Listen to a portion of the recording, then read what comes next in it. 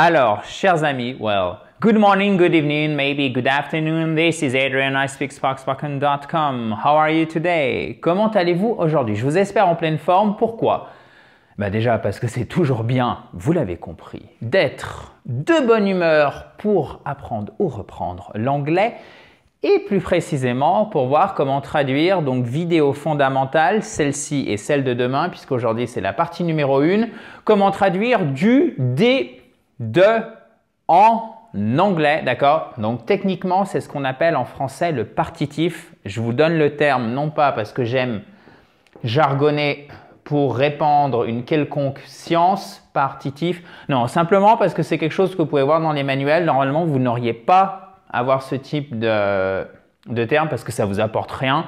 Mais sachez que partitif, c'est du, de, des, notamment pour parler des quantités, notamment. Donc, en fait, pour traduire du, de, des en anglais, pardon, on a 5 façons, ok? Donc, on va en voir 3 aujourd'hui, les 2 autres demain, à commencer par la provenance, ok? Donc, je viens de New York, par exemple. Donc, c'est from. Ça sera toujours from en anglais. Donc là, vous ne cassez pas la tête. Par exemple, on aura dans une question, where are you from? Where are you from? Where do you come from? Where do you come from? Ok? Ça tombe ici. Ok? Where do you come from? Where are you from? Where are you from? Where do you come from? Ok? C'est d'où viens-tu? D'où es-tu? En français, on dirait presque d'où es-tu?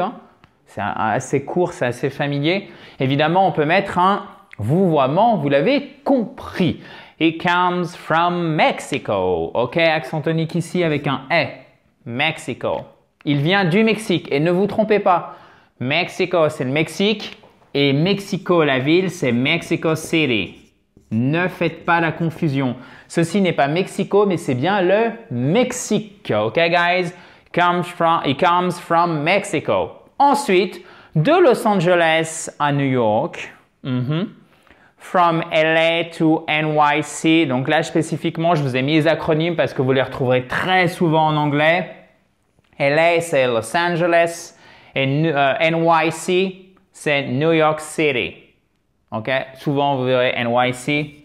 Peut-être que vous connaissez aussi ce sigle, NYPD. Donc ça, c'est le signe, c'est New York Police Department. Ok? Police Department. Ça, c'est la police de New York. Ouais, c'est ça, la police de New York, tout simplement en français. Ok? Donc, vous l'avez compris. Revenons à nos moutons. From. Where do you come from? Where are you from? From. De pour la provenance, ok? C'est bien la provenance, faites bien attention, ok? Deuxième chose, de pour la prononciation, pour la possession, pardon. Le marqueur, le stylo, ce que vous voulez, d'Adrien, par exemple. Donc ça, vous le savez, ça se forme avec un apostrophe S. Ça marche pour les personnes, mais ça marche aussi pour les animaux connus. Par exemple, on va commencer par les personnes, non pas les animaux. Ne me faites pas dire ce que je n'ai pas dit. Jenny's car, la voiture de Jenny. Donc une personne. My parents' home. My parents' home. Oh my God, la maison de mes parents. Et là, vous voyez ce qui se passe. Quand on finit par une lettre autre que le S, on met apostrophe S.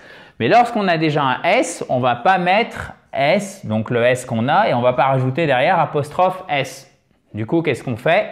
On met seulement l'apostrophe.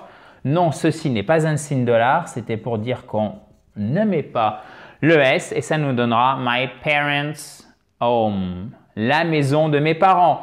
Et voilà, on y arrive aux animaux connus. Votre cher animal de compagnie, celui que vous chérissez tant. La couverture de mon chien, par exemple. Ok? Donc là, je n'ai pas de chien, mais c'était, vous l'avez compris, pour l'exemple. My dog's blanket. Ok? À court, il court. Accent tonique sur la première syllabe. C'est pas blanket, mais blanket. Ok? My dog's blanket. Et ça, c'est une voyelle longue. C'est pas dogs, c'est dogs. Ok? My dog's blanket. La couverture de mon chien. Et ensuite, pour de, du d'ailleurs, évidemment, Pour nous, c'est instinctif francophone, mais c'est la contraction de, par exemple, de le. OK? De le. Je veux du pain. Je veux de le pain, en fait. OK, guys? Donc, du, contraction de le. Pourquoi je vous dis ça? Tout simplement parce qu'il peut servir en anglais, de la même façon qu'en français. Mais comment on le traduit? Eh bien, pour la matière, pour la quantité, notamment quand il y a une unité de mesure, eh bien, on va utiliser tout simplement le fameux of.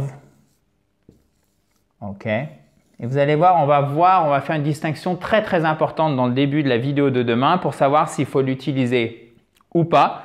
D'ailleurs, en parlant de vidéo, si vous voulez retrouver votre vidéo quotidienne, chers amis, je vais me pousser pendant ce temps, je vous invite à vous abonner right there. Juste là-bas, vous cliquez sur le bouton rouge pour vous abonner à cette fabuleuse chaîne YouTube. Vous pouvez aussi récupérer votre kit complet pour vous mettre ou pour vous remettre à l'anglais. Pour ceci, vous avez deux choix, c'est simple. Soit vous cliquez sur le i en haut à droite, soit sur le lien qui est sous la vidéo. Vous pouvez aussi cliquer sur le link which is right above my head, qui est juste au-dessus de ma tête si vous êtes sur Facebook. OK, guys? Et ça arrive directement dans votre boîte email. A glass of water. Un verre d'eau, c'est aussi simple que ça. OK? C'est pas a water glass, non, c'est a glass of water. 4 grams of chemical products. Chemical products, OK? 4 grams of chemical products. 4 grams of chemical products of what? Chemical products. Ici, c'est une voyelle longue. 4 grammes de produits chimiques. Et ensuite, les murs du bâtiment. The walls of the building. Et là, on ne prononce pas le U. Donc, il n'y a pas de building en anglais, mais il y a simplement des buildings. OK, guys? The walls of the building. Les murs du bâtiment. Donc là, ce que je vous invite à faire, tout simplement, vous notez les phrases en français sur un papier. Vous pouvez le faire après la vidéo, là, juste maintenant. Oui, juste maintenant, toi qui regardes cette vidéo, vous prenez les phrases en français, vous les notez rapidement sur une feuille de papier et vous essayez de faire oralement dans votre tête ou à l'écrit si vous le souhaitez, si vous le pouvez, si vous le voulez, les phrases en anglais pour voir si déjà pour ces 3 grandes parties, je vous rappelle qu'il y en a 5, enfin ces 3 façons de traduire quoi? Du, de, des en anglais, si vous êtes déjà au point. Demain, on continue, toujours dans la joie et la bonne humeur, chers amis. Si vous avez une question, commentaire, vous mettez ça, vous le savez, juste en dessous. Si vous avez aimé ces vidéos et si vous le pouvez, s'il vous plaît, mettez un like juste ici, c'est un pouce bleu. Et à côté, vous avez le bouton rouge pour vous abonner à cette fabuleuse chaîne YouTube. Je vous dis à demain. Thank you very much and well, talk to you tomorrow. Bye bye!